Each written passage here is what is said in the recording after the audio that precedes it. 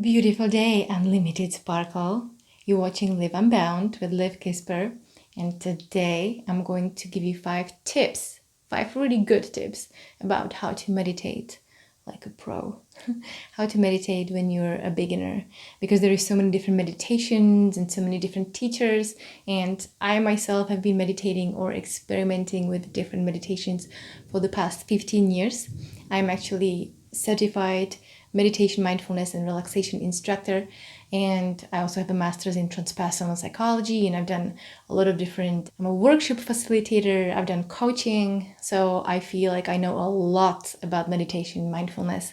And today I'm going to bring you 5 tips on how to start, that you can really bring your meditation practice into something that feels really good. So let's get started. I will suggest that you put yourself in a spiritual mode.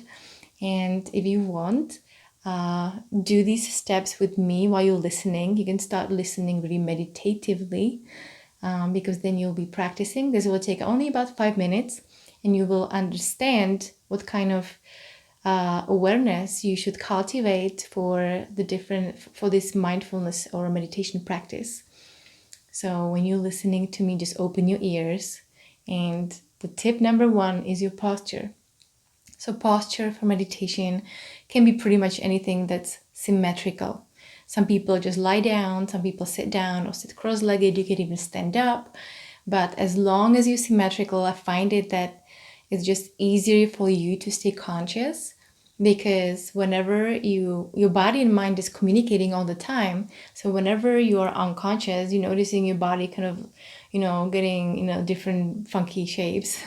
And it doesn't mean that you can't meditate in a funky shape. It's just a little bit more advanced, and you can meditate in a dance later. But let's really try and stick with any symmetrical position, because every time when I get into symmetrical position, it's a sign to my body, oh, now I'm going to really pay attention and meditate. And sometimes I even meditate upside down. I love hanging upside down, my cross-legged position. So really, that can be any position that you prefer. You don't have to always sit cross-legged. Tip number 2, space. Make sure that when you first start meditating or experimenting with meditation, and some beginners, they are beginners for 10, 20 years.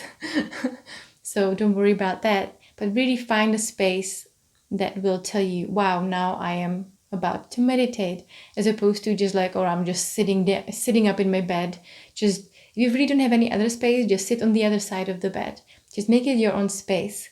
And obviously turn off your phone, make sure it's silent. Sometimes I use earplugs, but sometimes it's actually nice to include all the sounds that are outside. They shouldn't be a distraction, because you can be using them for your practice. So posture, space. Number 3, so when you are in your posture, let's say you're sitting up and in your beautiful space that you've created for your meditation practice, first, just focus on either your breathing or on your sensations. So really, meditation is not about stopping thinking, but it's really grounding in your senses. And even the breathing, it's sensation, because you feel it. You feel your lungs being filled up and loosening. And this feelings in your body, it really grounds you, and it expands your consciousness. Because normally we are so much just in our heads, just thinking and predicting and judging, that being in our body just gives us a totally different way of awareness. And how to really be aware. Tip number 4 is about the quality of your body, the quality of your consciousness, and they are connected. So what do you do with your body? You have to be relaxed and soft inside, but alert. And usually when we are relaxed, we kind of just like check out or get unconscious. So this is a very special state of mind, actually. When we meditate, we are really soft and alert. So imagine a cat, for example, a cat waiting in front of a mouse hole. It's waiting for this mouse. And this cat is not stiff, because we are usually stiff. We have so much tension in our bodies, in our minds.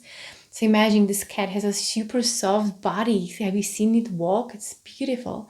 And so it's waiting in front of the mouse hole. very alert, just ready to pounce. And this is the quality of consciousness you want to be developing or cultivating. And number five, when you starting to meditate, it's all about your emotions and your thoughts and non-judgment.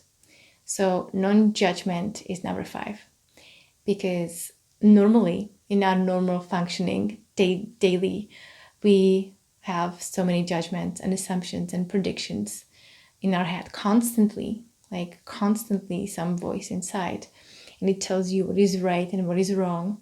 And so we try to do the opposite. Anytime a thought arises and it's a judgment, we can just release it either through our breath or through our softness and recognize it, that it's just a thought and actually there is no judgment.